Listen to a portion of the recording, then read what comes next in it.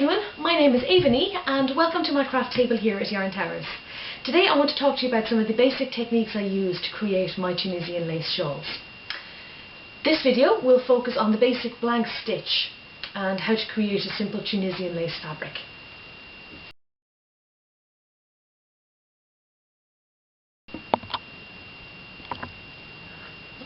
So what I have here to start with, anyway, it's just a platform on which I'm going to put these first stitches. So I've just got a row of 6 double crochet stitches that I'm going to work my first row of Tunisian lace onto. So, as you can see from the chart itself, you've got 5 blocks underneath number 1 there, and they're all plain. So that's going to be a single linked 5 upple treble stitch, basically 5 upple treble. So what we're going to do to start with is do a row of 6 chains upon which to link it. So that's 1, 2, 3, 4, 5 and 6. So 6 chains there. That's how tall our stitch is actually going to be when we create it. So to create the first stitch, the first 5 upple treble there, what I'm going to do is look at the back of my stitches and pick up the bottom bump. It's unnecessary really, it's more of a finicky thing than anything else, but I'm going to skip the first chain and work into the bottom bump of the next 5 stitches. So that's my hook straight in, yarn over and through the loop. So you've got 2 loops now on your hook. Find the next stitch, hook through the bottom bump of that, yarn over and pull through. So you're going to be accumulating as you would expect to with Tunisian crochet proper, as it normally is. So get the last one there. So there we go.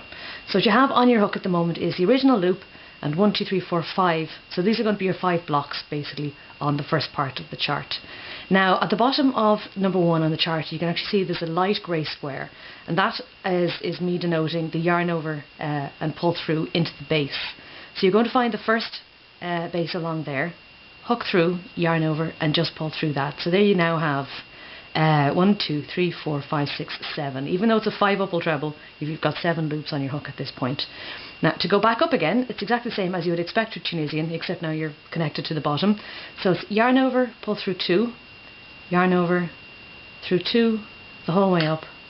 It's your 3rd, 4th, oh dear, very easily done, 5th and 6th there. So that's your first stitch. And if you can see on this now, you've actually got 1, 2, 3, 4, 5 horizontal lines down the centre. And it's those we're going to pick up when we do the second row. Now the second row involves 1 blank square, 1 yarn over, weaving it downwards, a blank square, a decrease and a blank square. So we'll do those in turn. So the first white block is a blank square. So it's hook straight into that horizontal line, yarn over and pull through. And that's that sorted. The next triangle we come to is going to be a yarn over. So I just yarn over on that. The next thing on the line on the way down is a blank square. So it's hook straight through the next horizontal, yarn over and pull that through. So you've collected that onto your hook as well. The next 2 squares are the decrease squares. So I'm going to pick up 1, 2 horizontals at the exact same time, yarn over and pull through both. So what that's done basically is it's turned 2 lines into 1 on your hook there. And the last little bit on the second stitch is a blank square again. So hook straight through the horizontal, yarn over and pull through. So you still got the exact same number of loops on your hook that you started with. Now we're at the light grey square at the bottom. So hook straight through the base, yarn over and just pull through the base itself. So again we're back to 7 for our 5 upple treble. And it's yarn over, pull through 2, yarn over, pull through 2 the whole way back up. Hopefully my hook won't slip out this time. 3, 4 and the last one there. So now we've got even more fabric than we had before on that, and everything is still in place. We still have 1, 2, 3, 4, 5 horizontals on that there that you can see. So the next row involves 3 blank squares, a yarn over and a decrease. We're on the 3rd stitch now. So once again I'm going to do the first straight into the horizontal, yarn over and pull through. Now the next blank square is an interesting one because it actually involves using the yarn over as opposed to one of the actual stitches themselves. So sometimes that you have to dig around a little bit, but it'll always be the piece of yarn that's more diagonal than the rest of the body of the stitch. So you pick out that yarn over and pull through, and that's the 3rd blank stitch there. So now we've got those blank stitches all in place, and now we've got a yarn over and a decrease simultaneously. So it's yarn over straight away, then find the next 2 horizontals, yarn over and decrease both of those simultaneously. Again we're back to the right number of stitches, we're onto the light grey square, through the base, yarn over, just pull through the base, and then you zip your way back up again. The idea being that the yarn overs are going to give us a series of holes which will become the lace fabric itself.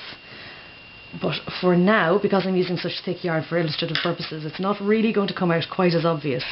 But if I stretch it a bit, hopefully, you'll be able to see that there's a bigger hole here and there's a bigger hole there. So obviously we're doing something right on this fabric here.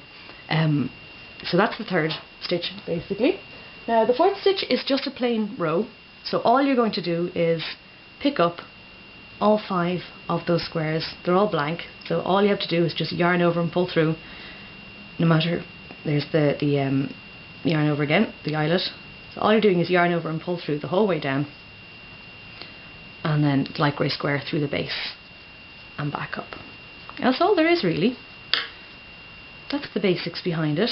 As long as you can get that, then you'll be absolutely flying. And you can see now that what we're ending up with, more or less, is we've got a series of holes, difficult to see on such thick fabric, but what you can make out is the series of yarn overs and decreases, which actually give the lines a little bit of character. They move around, which gives some of the surface texture as well as everything else. Now on to line 5, we've got a decrease and then a yarn over, which is what I wanted to also show you today.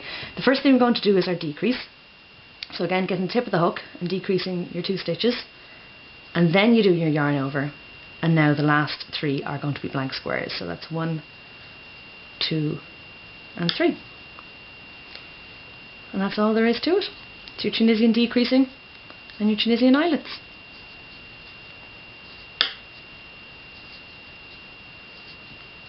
Just like that.